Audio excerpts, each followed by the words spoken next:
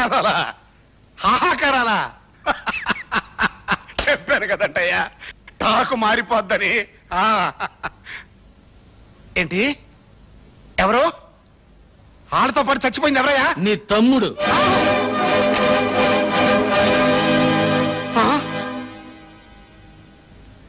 కడసారిగా నీ తోడబుట్టిన వాడి శవాన్ని నీ కంటికి చూపించడానికి తీసుకురాలేదు. హిందూ సిద్ధాంతాన్ని నమ్మిన వాళ్ళం కదా. అన్నవి నువ్వు బ్రతుకుండగా ఆయనకి తలకొరివి నేను పెట్టకూడదు. అందుకే శవాన్ని ఇక్కడికి తీసుకొచ్చాను. నిన్ను మా ఊరికి తీసుకెళ్ళచ్చు, కానీ తలకొరివి పెట్టడానికి మిగిలుండకుండా రైతులు నీ తల తరిగి పెడతారు. ముప్పావల పేళ్లతో ఎంపీ గారి తమ్ముడి శవాన్ని తగలబెడితే గొప్పే ఉంది, తప్పు కూడా. అందుకే ఎక్కడెక్కడి నుంచో తెప్పించుకున్న గంధపు చెక్కల సామానంతా ముక్కలు చేసి పేళ్లుగా మార్చి చితిని పేర్చి తగల.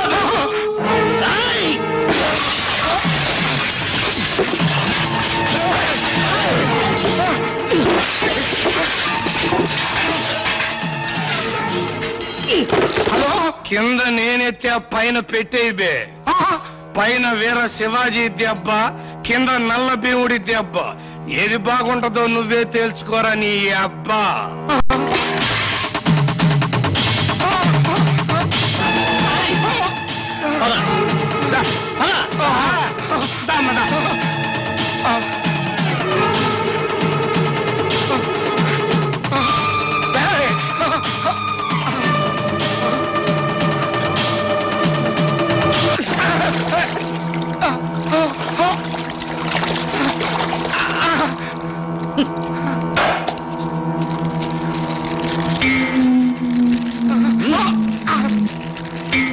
తీసుకో, అంటించు.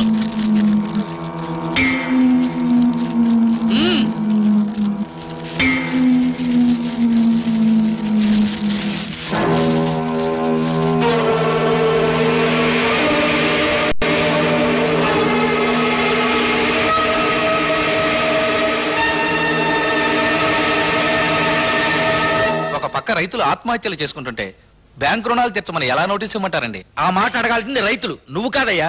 ఏమైనా నాకు మనసు ఒప్పటం లేదండి. పోనీ ఎంపీ గారితో ఫోన్ చేయించమంటారా? వద్దొద్దు, అంతవరకు ఎందుకులేండి. లేకపోతే ఏమిటండి, రైతులు అక్కడేం ఆడటం లేదు, డాన్సులు చేస్తున్నారు. మీరు ఇవ్వండి నోటీసులు. ఎంపీ గారితో చెప్పి నీకు ప్రమోషన్ ఇప్పిస్తానయ్యా.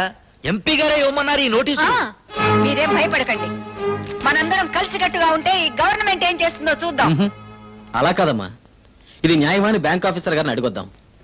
కాదు అంటే లెఫ్ట్ లో ఎర్ర జెండా ఉంది, రైట్ లో గాంధీ గారి అండుంది. ఉద్యమం చేద్దాం.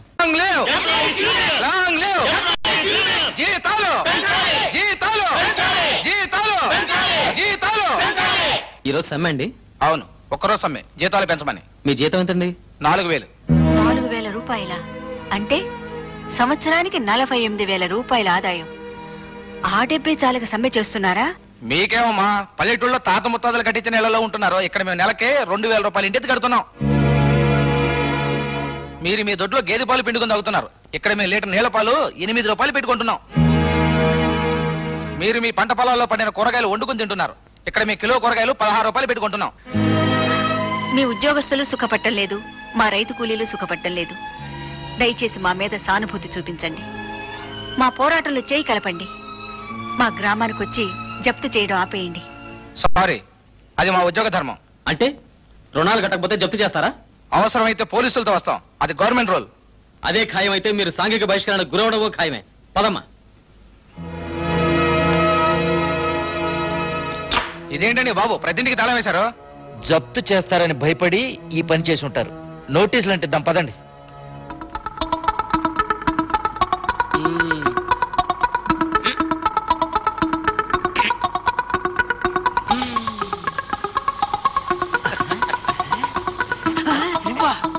ఇదేంటి గురు? అక్కడ బ్యాంక్ వాళ్ళు ఉన్నారు కదా, ఇక్కడ గాలి తీసేస్తున్నా. అమ్మో, గొడవ అయిపోద్దేమో. ఏంట్రా గొడవ అయ్యేది? ఊరు చివరిని ఏమంటారా? పోలిమేరా? అక్కడ ఇస్తా ఫినిషింగ్ టచ్. బావా, బ్యాంక్ ఆఫీసర్ల జీపు గాలి తీసి పారిపోయారు ఎవరో. గాలి తీసేసారా? 7 మైళ్ళు మనం ఎలా వెళ్ళాలి సార్?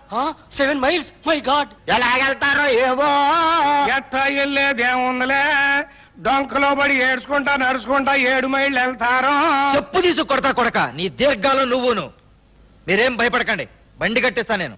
అప్పుడు బండి బోల్తా కొట్టిందనుకో, వీళ్ళ కాలు చెయ్యి ఢమాల్, ఉద్యోగాలు ఢిమిల్. వదిలేండి సార్, ఇదేదో కొత్త టైపు సాంఘిక బహిష్కరణ అనుకుంటా. పదండి వెళ్దాం. చెప్తున్నా కొడక నీకు. అమ్మయ్యా, ఓ పని అయిపోయింది. వెళ్ళండి, మిగతా ఊరు చివరి మా కత్తిరిగాడు చూసుకుంటాడు. ఈ ఊరుకో నమస్కారం రా బాబు. నమస్కారం అండి. ఏంటండి మా ఊరి నుంచి నడిచి వస్తున్నారు? ఈ ఊరేనా బాబు మంది? అవునండి. గొప్పూరు.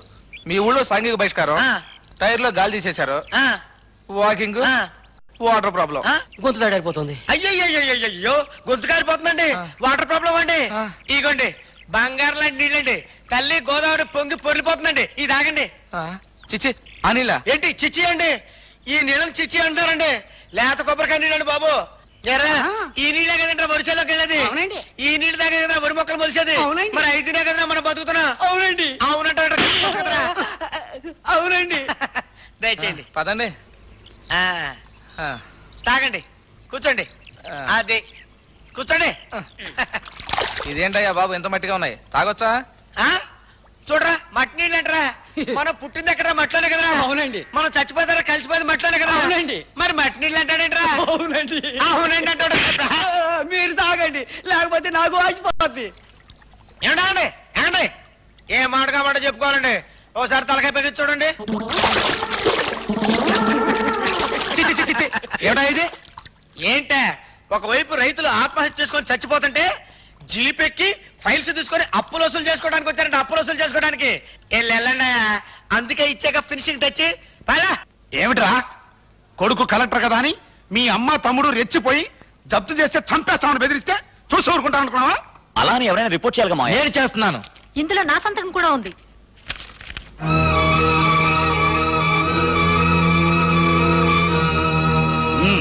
పోలీస్ ఫోర్స్ తో బయలుదేరు. ఊళ్ళో ఫోర్స్ మాతుంది.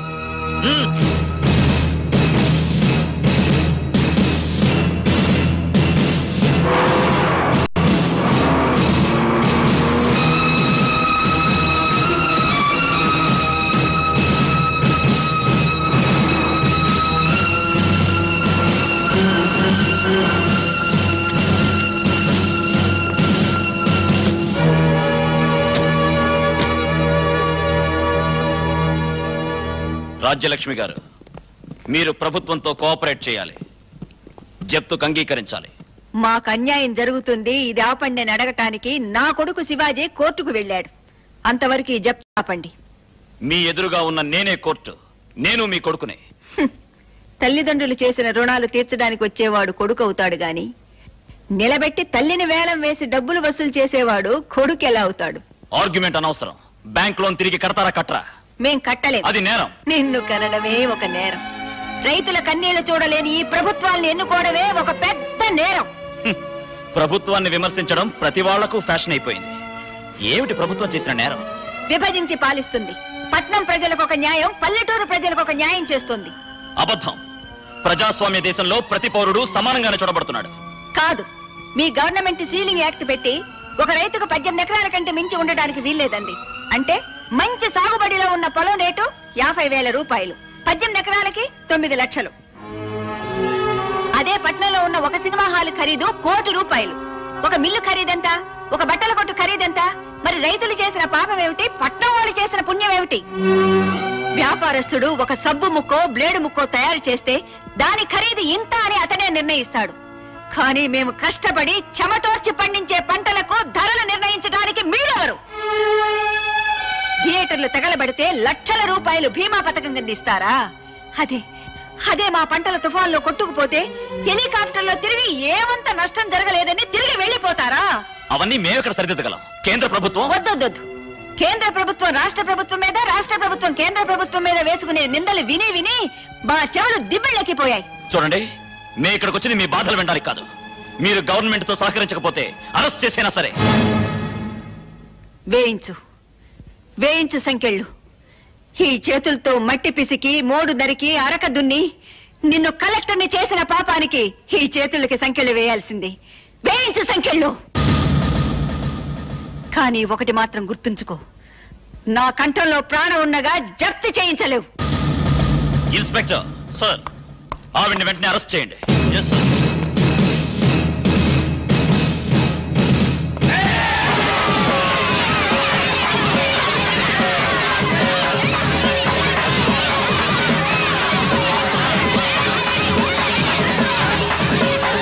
వాళ్ళు ఎస్ఐ మీదకి దాడికి వస్తున్నారు. ఛార్జ్.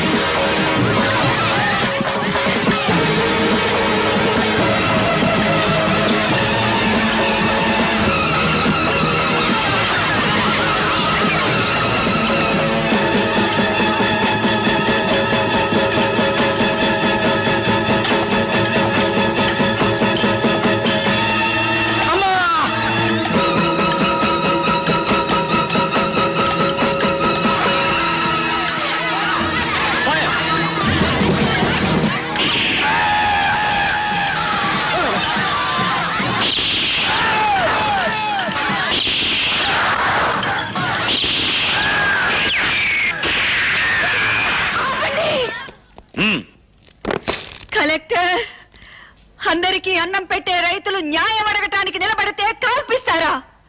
భారతదేశంలో భూమిని నమ్ముకుని బ్రతికే 80% మంది రైతు కూలీలు చెయ్యి కలిపితే 20% మంది పరిపాలించే మీ ప్రభుత్వాలు పేకమేడల్లా కూలిపోతాయని నిరూపిస్తాను. పంటలు పోయి కొందరు ఆత్మహత్యలు చేసుకుంటుంటే మిగిలిన వాళ్ళను మీరు కాల్చి చంపుతున్నారు. ఇదెక్కడి న్యాయాన్ని నిలదీస్తాను.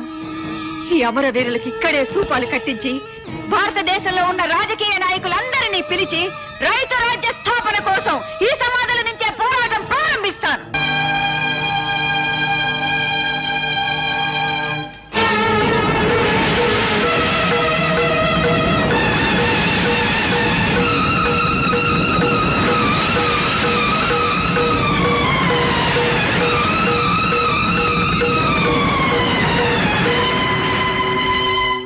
సారీ జగన్మోహన్ రావు, రైతుల మీద కాల్పులకు నువ్వే కారణమని కేంద్రానికి తెలిసింది. నీకు మంత్రి పదవి ఇవ్వటం కాదు కదా, 24 గంటల్లో పార్టీకి రాజీనామా చేసి పార్టీ పరువు కాపాడమని నీకు తాకీదు రాబోతోంది. మీరు నా రాజకీయ గురువులు. ఈ గండం గట్టెక్కే మార్గం మీరే చెప్పాలి. దానికి ఒక్కటే మార్గం. రేపు ఆ ఊళ్ళో జరగబోయే ప్రతిపక్ష నాయకుల మీటింగ్ ని జరగకుండా చూసుకో. ఆ రాజ్యలక్ష్మిని శివాజీ గారిని మర్డర్ చేస్తే ఇంకా గొడవ అవుతుందయ్యా. ఒక పని చెయ్యి.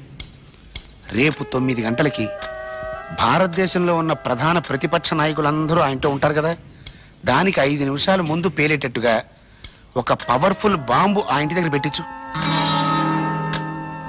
మహానాయకుల్ని చంపడానికి టెర్రరిస్టులు చేసిన పనే ఇదని కేంద్రం నమ్మేలా నేను చూసుకుంటాను.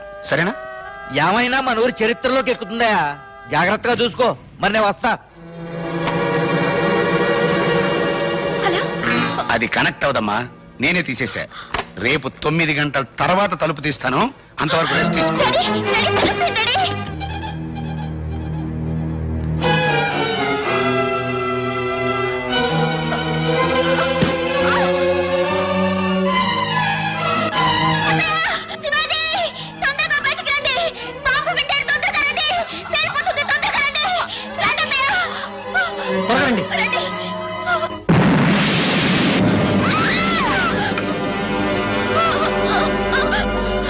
దుర్యోధనరావు మనుషులు భీముని చంపేస్తున్నారు అత్తయ్య.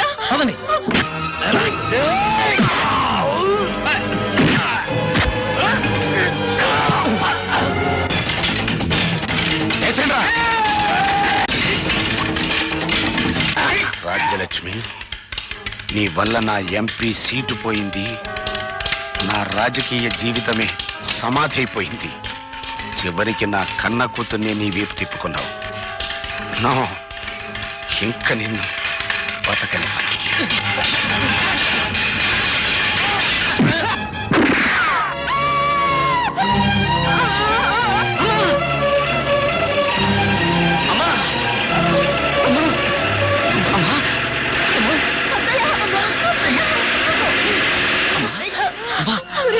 వాడు పారిపోతున్నారా? పట్టు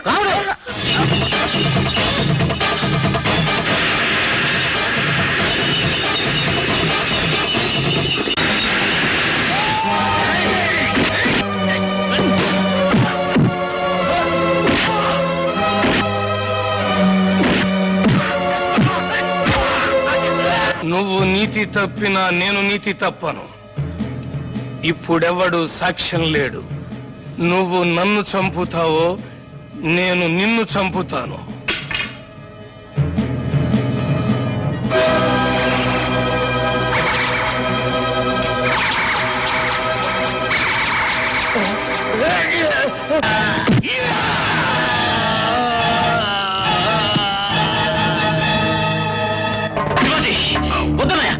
శివాజీ, ఇప్పటిదాకా అన్నగా నీతో చేతులు కలిపాను.